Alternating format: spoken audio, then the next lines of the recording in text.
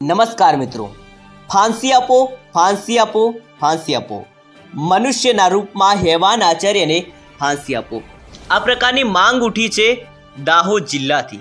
દાહોદ જિલ્લાના સિંગવડ તાલુકાના તોરણી પ્રાથમિક શાળાથી એક બનાવ સામે આવ્યો છે। આ બનાવે સમગ્ર ગુજરાતને હલાવી દીધું છે।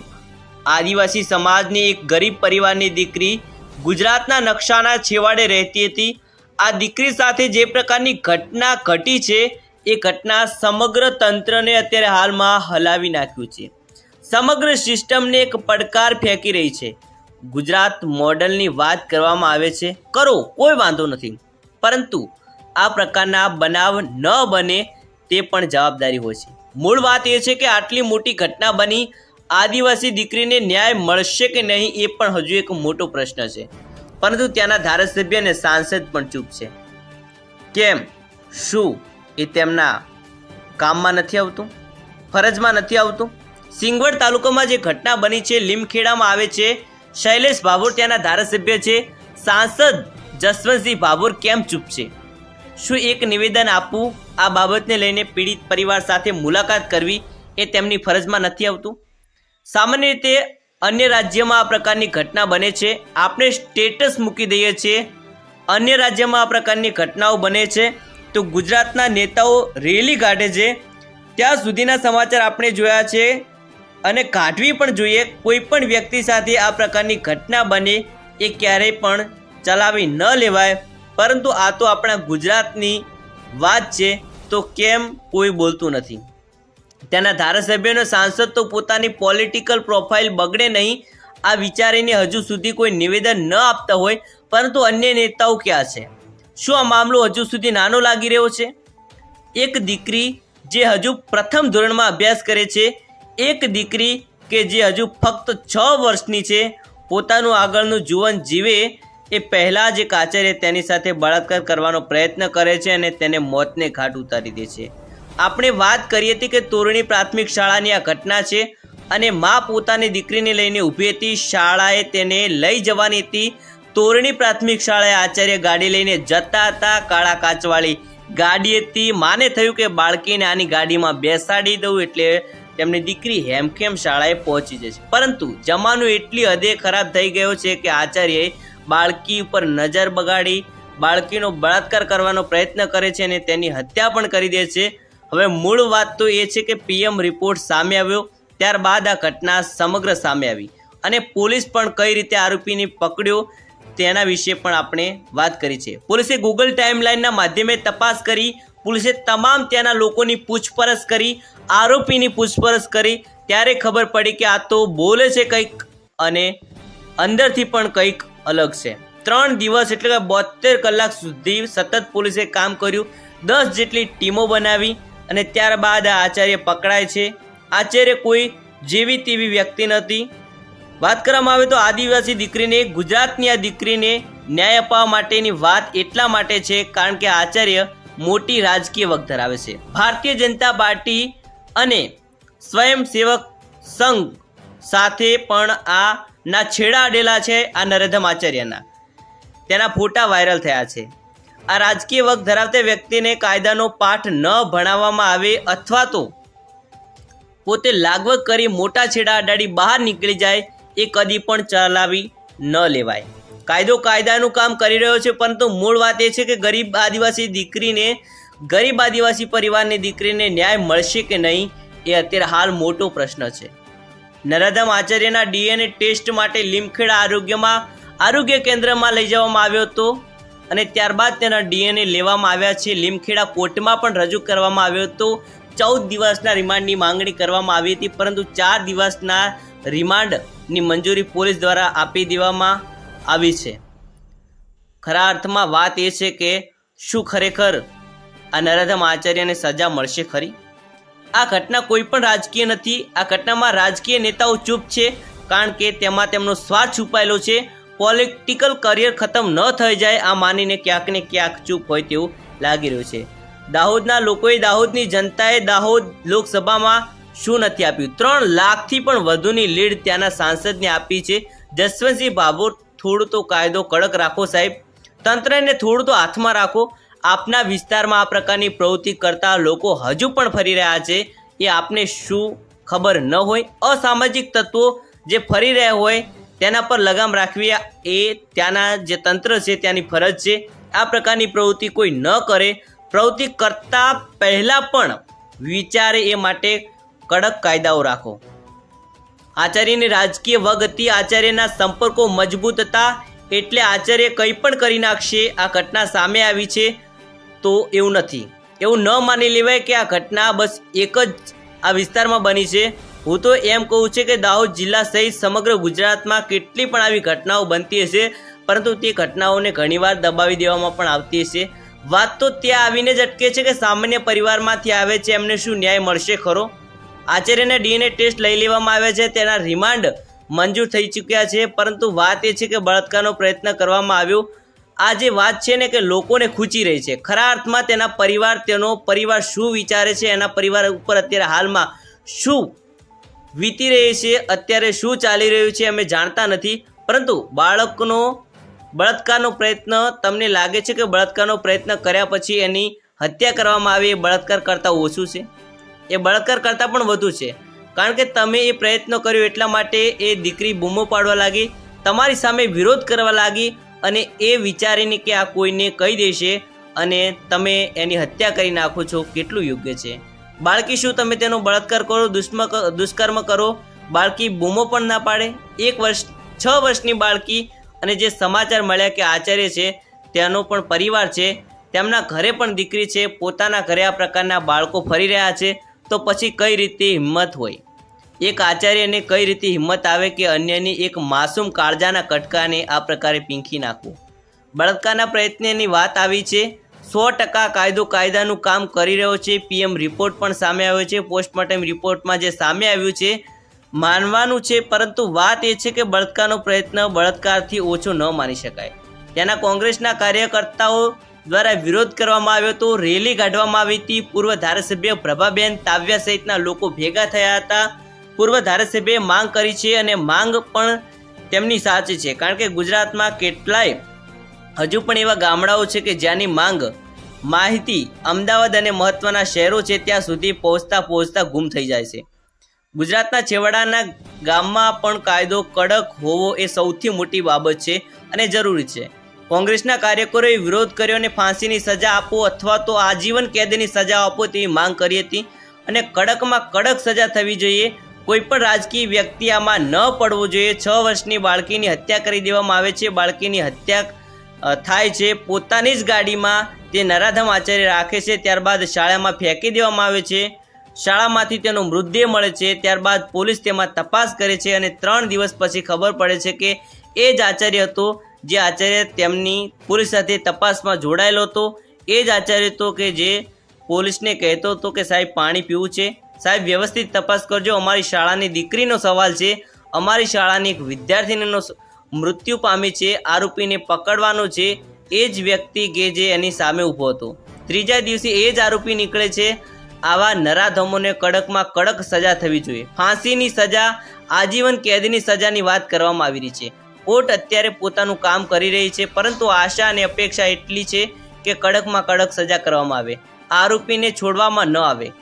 કદાચ તેનો પરિવાર નહીં બોલી શકે, પરંતુ જો આ દાખલો સામાન્ય જવા દેવામાં આવશે, આ દાખલાને એક ઉદાહરણ તરીકે નહીં માનવામાં આવે, અને આવનારા સમયમાં હજુ પણ કેટલા નરાધમો ફરી રહ્યા છે કે જે શિક્ષક પણ હોય છે અથવા તો મોટા હોદ્દા ઉપર બેઠેલા વ્યક્તિ પણ હોય છે કે જેના પર તમે આંધળો વિશ્વાસ કરો છો, એ પણ સાવચેત રહેશે.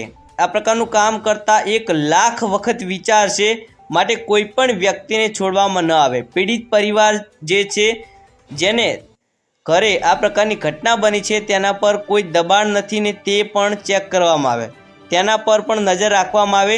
સાહેબ જસવંતસિંહ ભાભોર, શૈલેષભાઈ ભાભોર, આપને જ સવાલ છે, કંઈક તો બોલો. આપના વિસ્તારમાં આ પ્રકારની ઘટના બની છે, આ કોઈ રાજકીય બાબત નથી કર્યા, પરંતુ એક નેતૃત્વ કરો છો આપ. આપના વિસ્તારમાં આટલી મોટી ઘટના બની છે, આ બાબતે આપણે સ્પષ્ટતા કરવી પડે. લોકોએ તમને મત આપ્યા છે, એ મત આવા કારણોસર જ આપ્યા છે, અને ભવિષ્યમાં આ પ્રકારની ઘટના ન બને તેનું ખાસ ધ્યાન રાખજો. કારણ કે હવે કોઈ નથી ઈચ્છતું કે પોતાની વાહસોઈ પોતાની કાળજાના કટકાને આ પ્રકારે કોઈ પીંખી નાખે, તેની હત્યા કરી નાખે. કોઈને પણ હક નથી. જોવું રહ્યું કે 4 દિવસના રિમાન્ડ બાદ શું સમાચાર સામે આવ્યા છે. આ કેસની તમામ માહિતી અમે આપની સુધી પહોંચાડતા રહીશું. બ્રિલિયન્ટ ગુજરાતી યુટ્યુબ ચેનલને જોતા રહેજો. અત્યારે કાયદો કાયદાનું કામ કરી રહ્યો છે, પરંતુ નજર તો એ જ રહેશે કે આ નરાધમ બહાર ન નીકળે. નજર તો એ જ રહેશે કે આ નરાધમે જે કૃત્ય કર્યું છે તેની કડકમાં કડક સજા મળે. આ પ્રકારનું કામ કરતા પહેલાં લોકો 1,00,000 વખત વિચારે. જે લોકો પોતે આ વિડીયો જોઈ રહ્યા છે, માતા પિતા છે, એ લોકો આ વિડીયો જોઈને આ પ્રકારના કિસ્સાઓ જોઈને પોતાના બાળકને અન્યને આપતા નથી. સામાન્ય રીતે પોતાના બાળકને પરિવારના અન્ય સદસ્યોને જે વિશ્વાસ હોય તેમને જ આપવું જોઈએ. આડોશ પાડોશના વ્યક્તિઓને રમાડવા માટે ન આપવું. ત્યારે કહેતા હોય છે કે આ લોકો કેવા છે, પરંતુ આ પ્રકારના કિસ્સા જ્યારે સામે આવે છે એટલા માટે આ મા બાપ 1,000 વખત વિચારે છે કે પોતાના બાળકને અન્યને કેમ આપવું. દરેક વ્યક્તિ એક સરખા નથી હોતા. શાળાના આચાર્ય આવા હોઈ શકે તો શાળાના શિક્ષકો પણ આચાર્ય હોઈ શકે, અને તમારી આજુબાજુ ફરતા તમારા સગા સંબંધીઓ, આડોશી પાડોશીથી લઈને અમુક લોકો આ પ્રકારની માનસિક વૃત્તિ ધરાવતા હોઈ શકે છે. મનુષ્યના રૂપમાં હેવાન આચાર્યને ફાંસી આપો. આ પ્રકારની માંગ ઉઠી છે દાહોદ જિલ્લાથી. દાહોદ જિલ્લાના સિંગવડ તાલુકાના તોરણી પ્રાથમિક શાળાથી એક બનાવ સામે આવ્યો છે. આ બનાવે સમગ્ર ગુજરાતને હલાવી દીધું છે. આદિવાસી સમાજની એક ગરીબ પરિવારની દીકરી ગુજરાતના નકશાના છેવાડે રહેતી હતી. આ દીકરી સાથે જે પ્રકારની ઘટના ઘટી છે એ ઘટના સમગ્ર તંત્રને અત્યારે હાલમાં હલાવી નાખ્યું છે. સમગ્ર સિસ્ટમને એક પડકાર ફેંકી રહી છે. ગુજરાત મોડલની વાત કરવામાં આવે છે, કરો, કોઈ વાંધો નથી, પરંતુ આ પ્રકારના બનાવ ન બને તે પણ જવાબદારી હોય છે.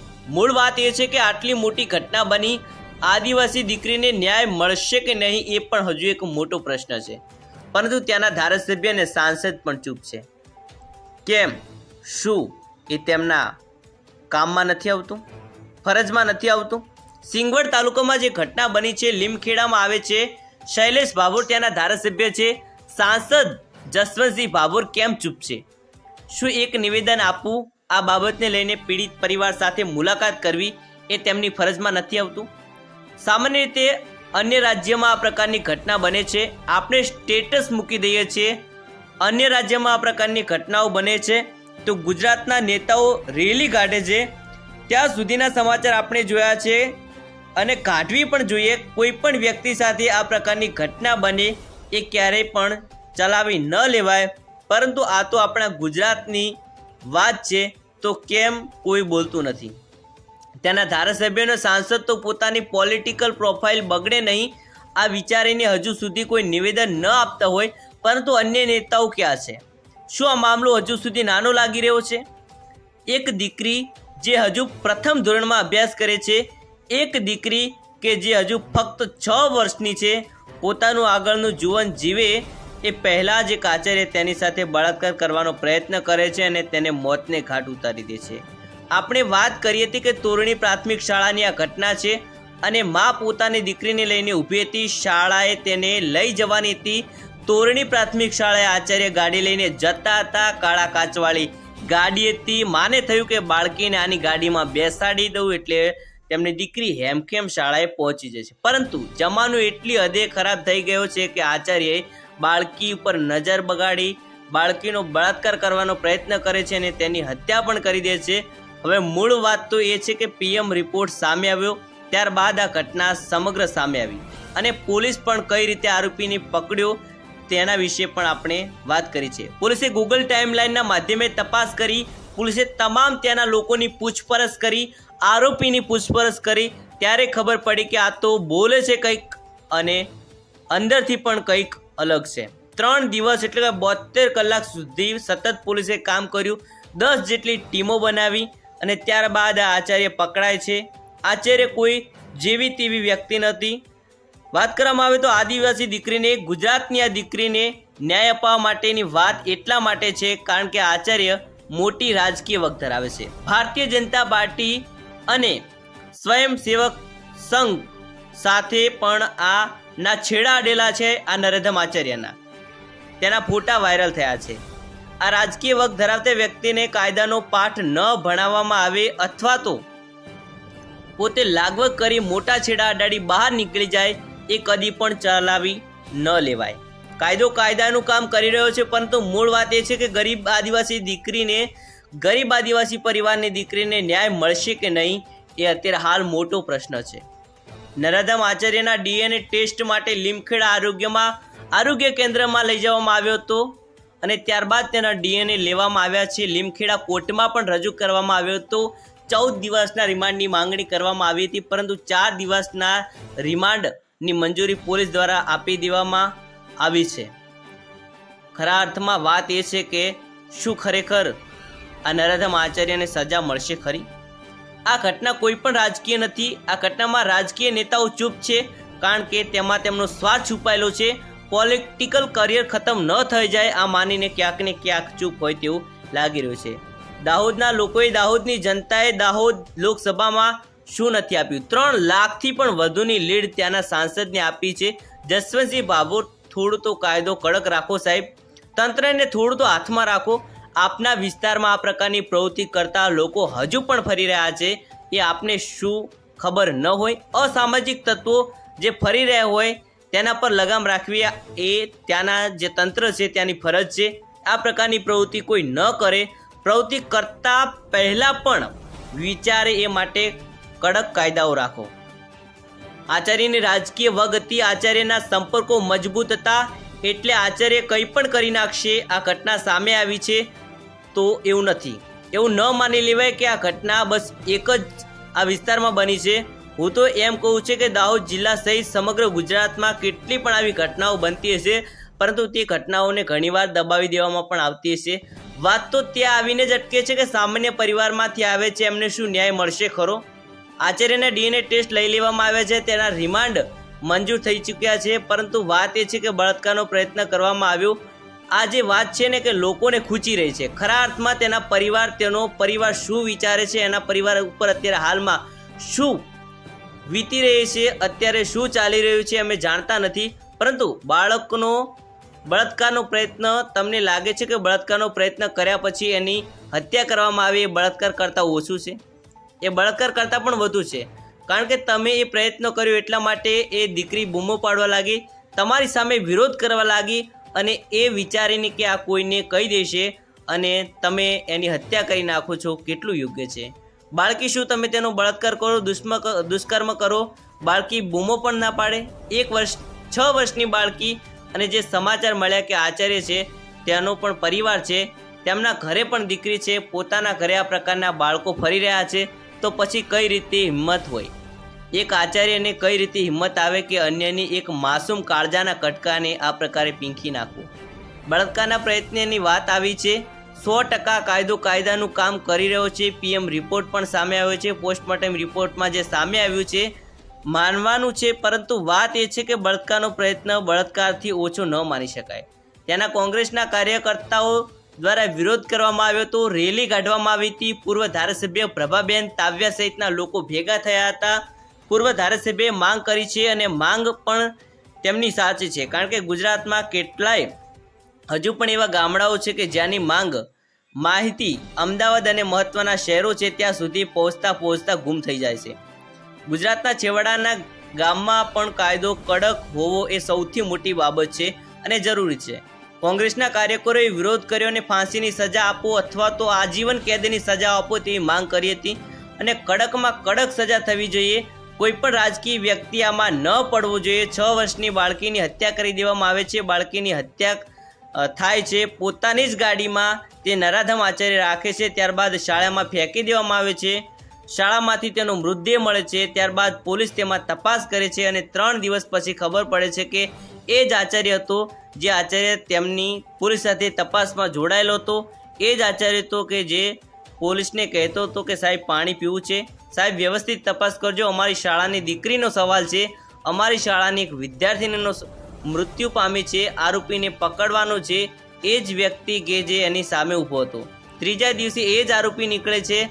આવા નરાધમોને કડકમાં કડક સજા થવી જોઈએ. ફાંસીની સજા, આજીવન કેદની સજાની વાત કરવામાં આવી રહી છે. કોર્ટ અત્યારે પોતાનું કામ કરી રહી છે, પરંતુ આશા અને અપેક્ષા એટલી છે કે કડકમાં કડક સજા કરવામાં આવે, આરોપીને છોડવામાં ન આવે. કદાચ તેનો પરિવાર નહીં બોલી શકે, પરંતુ જો આ દાખલો સામાન્ય જવા દેવામાં આવશે, આ દાખલાને એક ઉદાહરણ તરીકે નહીં માનવામાં આવે અને આવનારા સમયમાં હજુ પણ કેટલા નરાધમો ફરી રહ્યા છે કે જે શિક્ષક પણ હોય છે અથવા તો મોટા હોદ્દા ઉપર બેઠેલા વ્યક્તિ પણ હોય છે કે જેના પર તમે આંધળો વિશ્વાસ કરો છો, એ પણ સાવચેત રહેશે. આ પ્રકારનું કામ કરતા 1,00,000 વખત વિચારશે. માટે કોઈ પણ વ્યક્તિને છોડવામાં ન આવે. પીડિત પરિવાર જે છે, જેને ઘરે આ પ્રકારની ઘટના બની છે, તેના પર કોઈ દબાણ નથી ને તે પણ ચેક કરવામાં આવે, તેના પર પણ નજર રાખવામાં આવે. સાહેબ જસવંતસિંહ ભાભોર, શૈલેષભાઈ ભાભોર, આપને જ સવાલ છે, કંઈક તો બોલો. આપના વિસ્તારમાં આ પ્રકારની ઘટના બની છે, આ કોઈ રાજકીય બાબત નથી કર્યા, પરંતુ એક નેતૃત્વ કરો છો આપ. આપના વિસ્તારમાં આટલી મોટી ઘટના બની છે, આ બાબતે આપણે સ્પષ્ટતા કરવી પડે. લોકોએ તમને મત આપ્યા છે, એ મત આવા કારણોસર જ આપ્યા છે અને ભવિષ્યમાં આ પ્રકારની ઘટના ન બને તેનું ખાસ ધ્યાન રાખજો. કારણ કે હવે કોઈ નથી ઈચ્છતું કે પોતાની વાસ હોય, પોતાની કાળજાના કટકાને આ પ્રકારે કોઈ પીંખી નાખે, તેની હત્યા કરી નાખે. કોઈને પણ હક નથી. જોવું રહ્યું કે 4 દિવસના રિમાન્ડ બાદ શું સમાચાર સામે આવ્યા છે. આ કેસની તમામ માહિતી અમે આપની સુધી પહોંચાડતા રહીશું. બ્રિલિયન્ટ ગુજરાતી યુટ્યુબ ચેનલને જોતા રહેજો. અત્યારે કાયદો કાયદાનું કામ કરી રહ્યો છે, પરંતુ નજર તો એ જ રહેશે કે આ નરાધમ બહાર ન નીકળે. નજર તો એ જ રહેશે કે આ નરાધમે જે કૃત્ય કર્યું છે તેની કડકમાં કડક સજા મળે. આ પ્રકારનું કામ કરતાં પહેલાં લોકો 1,00,000 વખત વિચારે. જે લોકો પોતે આ વિડીયો જોઈ રહ્યા છે, માતા પિતા છે, એ લોકો આ વિડીયો જોઈને, આ પ્રકારના કિસ્સાઓ જોઈને પોતાના બાળકને અન્યને આપતા નથી. સામાન્ય રીતે પોતાના બાળકને પરિવારના અન્ય સદસ્યોને જે વિશ્વાસુ હોય તેમને જ આપવું જોઈએ. આડોશ પાડોશના વ્યક્તિઓને રમાડવા માટે ન આપવું. ત્યારે કહેતા હોય છે કે આ લોકો કેવા છે, પરંતુ આ પ્રકારના કિસ્સા જ્યારે સામે આવે છે એટલા માટે આ મા બાપ 1,000 વખત વિચારે છે કે પોતાના બાળકને અન્યને કેમ આપવું. દરેક વ્યક્તિ એક સરખા નથી હોતા. શાળાના આચાર્ય આવા હોઈ શકે તો શાળાના શિક્ષકો પણ આચાર્ય હોઈ શકે, અને તમારી આજુબાજુ ફરતા તમારા સગા સંબંધીઓ, આડોશી પાડોશીથી લઈને